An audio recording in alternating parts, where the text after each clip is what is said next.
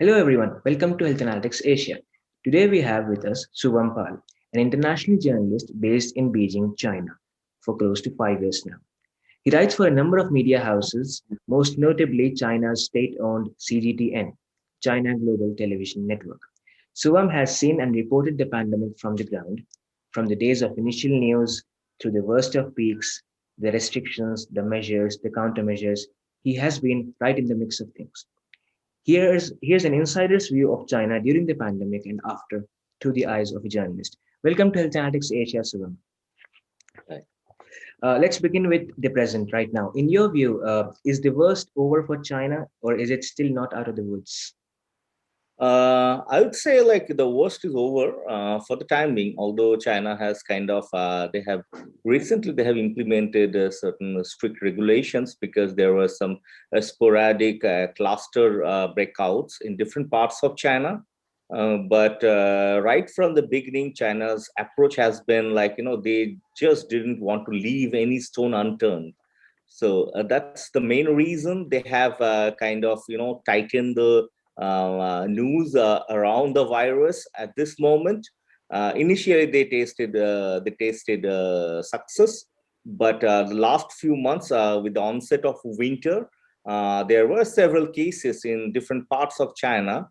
Not very serious, not out of control, but yeah, in some clusters like a city called Shijiazhuang, that city was completely that went under lockdown. So China has taken strict measures in different parts. The approach is basically they don't want to leave any stone unturned. So the worst may be over, but since there's a second wave, or in China's case, this may be the third wave. So China is not behaving very like a complacent country. So they are still observing very strict regulations. Yeah. Okay, so how has it been for you reporting a pandemic on the ground in the country of its origin? Oh yeah, that's quite an experience because, as you know, when the pandemic came to light, like basically in the month of January, it was highlighted. Though there was always the elephant in the room since December. Everybody was whispering about some mystery in pneumonia in Wuhan or Hubei province. Yeah. But by the end of January, China publicly declared, at that time it was an epidemic. So they declared, and then they went for that unprecedented lockdown across Wuhan and three more cities in Hubei province. Then subsequently they locked down the entire Hubei province and other parts. So that was the time. It was quite fascinating because nobody knew what it's gonna be. And China had previously they had SARS experience, but SARS wasn't as severe as this pandemic turned out to be. So it was quite a challenging time, and China being they're very strict about information sharing and all. So they just share only that amount of information which they feel should be convenient for others. So that's why it was quite challenging. The ecosystem was entirely different, but yeah, I'm glad that China actually, the worst is over for China. At that time, the worst was over at that time. So it was quite challenging. Yeah. So I'm going to pick on a number of points here. In your opinion, could China have alerted the WHO a little sooner about the outbreak? Yes, if you really say, but the thing is, you have to give China some benefits of doubt because nobody knew about this coronavirus is there. Like it's been there for a long time. I mean, it's not an unknown virus. But this strain of coronavirus, which is the novel coronavirus, that was pretty unknown for the Chinese. And initially, at the local level, there was a delay. So there's no doubt about it. In fact, China, their central, administration, they accepted that. That's why even in late January or early February, they took strict action against some of the officials in the Hubei province and Wuhan. municipal administration. So Mm-hmm. there was a delay, and the WHO also came to the picture a little late. But you have to give some kind of benefits of doubt, because China was also, they're also figuring it out how to tackle with the situation. It was an unprecedented situation. So I think they were kind of playing a kind of waiting and watching game. Mm-hmm. After that, they kind of they bucked up well, and then they started acting very efficiently. Yeah. Okay. Yeah, and by announcing the lockdown right at the start of the pandemic, do you think China showed, in a way, showed the world how to contain the virus? Yes, because I still remember the date, that was 23rd of January 2020. And that was the day when China, they announced that unprecedented, never seen before, a lockdown in Wuhan, which is the provincial capital of Hubei province, and also three other cities on that day. And then they put uh, almost 50 million people under strict cordon sanitaire or lockdown. Mm-hmm. That was unprecedented. They come under fire. They came under fire from different countries, different organizations all over the world. But in the end, that turned out to be a master stroke, because I myself, after living in Beijing during the pandemic times, and then I visited Wuhan in August once the lockdown was lifted. Mm-hmm. So, from my personal experience, I would say that China did the right thing by implementing lockdown all over China, or mainly the affected parts of China. Okay, and you touched upon the issue of restricted information access, and China discloses what it wants to disclose. So, a Johns Hopkins report back in June of 2020 called China, along with India, as rotten apples in terms of data quality with regards to COVID-19. So, as a journalist, how much of a struggle is it for you to acquire and verify the right numbers, the right information, the correct data, and all those things?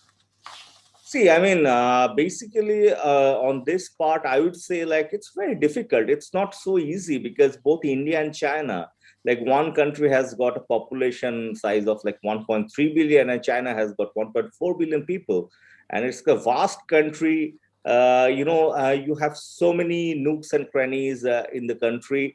So it's very difficult to get all the data and kind of, extrapolating those data for a better, efficient data release and all. So it's a tough job. And in China's case, of course, China came under fire for suppressing data, allegedly suppressing data. But if you really see, China also, they accepted, like initially they gave a tally of like say 3,500 around, like deaths, but later they rectified the numbers a few months later in 2020. They came up with a new number, a total tally of infected and deaths, because they felt like, and they said it, like initially we didn't have the full data with us. So gradually we did a lot of back calculations and a lot of other factors we have counted upon. And then we came out with a rectified data numbers. So that way, China quite honestly accepted, but it's a problem in all over the world, because it depends on sometimes on the ground. If one person is suppressing a data or not Mhm. providing the right data, then also your total data gets spoiled, or disturbed. So that is also, I mean, a top administration can't control that in any country in the Mhm. world. So that way, and especially these are big countries. So that Right. way, I'll say that China, of course, like there are some discrepancies in their data, Mhm. but they are not entirely. They didn't have the motive to suppress the data. That's what I believe in. Yeah. Okay, so I want to talk a little more about your experiences of reporting. So, in the initial days of the pandemic, when much was yet to be made sense of, how did journalists such as yourself, how did you react to travel restrictions, the lockdowns, and the fast-changing facts and truths? See, one good thing about the Chinese style of, they call it democracy, of course, with Chinese characteristics. Mhm. So their ecosystem, the best thing about that, it's everybody. I mean, basically you see one voice coming out from the administration of the government. Everybody is on the same page, which is not the case in any other democratic countries like India, US, and Mhm. any other European countries, because you have different departments, you have a lot of freedom of expression rights. So it's not bound to happen that everybody will be on the same page. Right. But in China, because of their their structure, their system of their governance, Mhm. so that's why I think everybody has to be on the same page. So whichever data were emitting from the officials in Mhm. China were always, I mean, basically, if you really see, very consistent. It Mhm. wasn't that like one department is giving a different data from another. So Mhm. that way, we are getting whatever information. There was a unidirectional, news and data flow that helped. Like there are not too many confusions or like doubts over like one department is saying this, the other Mhm. department is saying that, and they didn't have too many talking heads. That's Right. one nice thing China did. They had like a spokesperson, Mhm. or they had the top, epidemiologist, whose name is Dr. Chung Nanshan. Mhm. He's a top-notch doctor.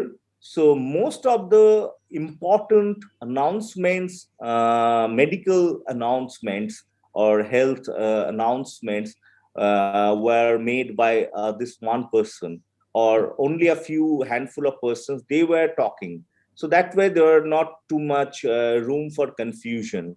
So Mhm. that way China, it was very efficient. Right. So, talking about efficiency and Chinese characteristics you mentioned. So the WHO is on a fact-finding mission to find the origins of the outbreak now. The China part of this study concluded very recently. Do you think China is playing an impartial role into the quest? See, I mean, here I have seen China being a victim as well as a perpetrator at the same time, because I mean, their handling of certain global issues want right, I would say, because once you are having negative publicity all over the globe, so you could have shown some sort of restraint, reconciliation. Mhm. Those were missing largely. And of course, China was a victim because right from the early days of the pandemic, especially the Western countries, they criticized China a lot, almost left, right, and center, right from their implementation of lockdown to certain measures to data. In a lot of aspects, they were strongly and vehemently criticized by the West.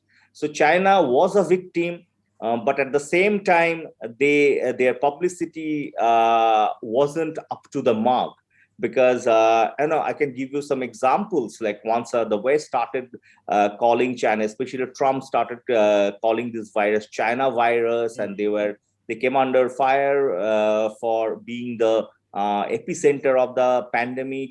So at that time, China also countered with a counter allegation, like it came from other countries. They started floating a lot of conspiracy theories, which are mainly, a lot of people, public, common people, they float those theories. But a lot of Chinese diplomats, they also kind of, they took Twitter to talk about those theories or endorse certain some of those conspiracy theories. Mhm. So from the government officials, I think they should have shown some restraint.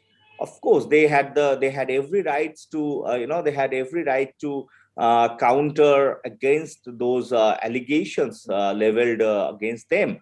Mhm. But if you are innocent, then you should show your innocence first. You prove your innocence first Yeah. instead of attacking, counter attacking. So they went for counter offensive quite often, which I believe like wasn't too proper. But yeah, in overall, yeah, China came under fire, and they were the first victim of this virus. Once every country almost they are criticizing China, but in the end, we have seen China was to a large extent they were successful in containing and controlling the virus. Now it's down to COVID vaccines, and China is playing a big role. Uh, have COVID vaccines become a sort of a diplomatic currency for China now? Yes, of course. Like, right from the early days, like, China showed a remarkable turnaround. If you really see, once initially they were the acceptor, in the global, donation field. Like, they were accepting all kinds of medical aids and equipment from all the countries. They were generously donating, including India, to China, but gradually, China became self-sufficient, self-reliant. They started manufacturing masks at an industrial scale and Mhm. other equipment, medicines, and a lot of other things. And then they started basically China converted itself from being a receiver to a donor. So China became the largest donor, and that became part of their diplomacy. Their wolf warrior diplomats use that as a part of as a toolkit of their diplomacy. Mhm. And if you really see, China joined the Covaxing alliance under the global alliance, vaccine distribution alliance. So China joined Covaxing, and a lot of Chinese companies, including Sinovac, Mhm. Sinopharm, so they started coming to the market, and they started supplying medicines to a lot of countries, Mhm. including the UAE and Nepal, Pakistan, a lot of countries, and also the African nations and Latin American nations, Central American, Caribbean nations. So China started spreading its diplomatic or donor tentacles all over the world. So that's Mhm. part of the diplomacy. But I believe when it comes to that this vaccine diplomacy, Mhm. they are being aged out by India, because India with two of its flagship vaccine manufacturing units. One is Serum Institute of India, and the other is the Bharat Biotech Covaxin. So I think because of these two, AstraZeneca and this one, so Mhm. India kind of took a lead in the vaccine diplomacy. Mhm. But if you see the overall pandemic diplomacy, health equipment, and all, so China took a lead early days. Right. But now I think China is also catching up with the vaccine diplomacy. Yeah. Okay, final question, and very briefly, is being a journalist in China any different than the rest of the world for you? Yes, I mean, China itself, I call it a world within a world, or Mm. it's an universe within an universe. Like, Mm. it's a different ecosystem altogether. There is a lot of things to learn, unlearn, and it's Mm. unique. It's unique and it's different. Whether you call it at the same time, China, you have to understand, like, China is the second largest economy, so they have got the economic might. It's a burgeoning economy, but also a global power, a superpower. China has emerged as a superpower. Mm. So working in China is a big challenge, and also language barrier is massive there. So you have to overcome those. Yeah. So it's quite phenomenal to work in China, and it's a different experience, I'd say. Mm. Well, thank you very much, Shivam, for your time. Thank you very much, and thank you everyone for watching. We will see you again real soon. Until then, take care and goodbye.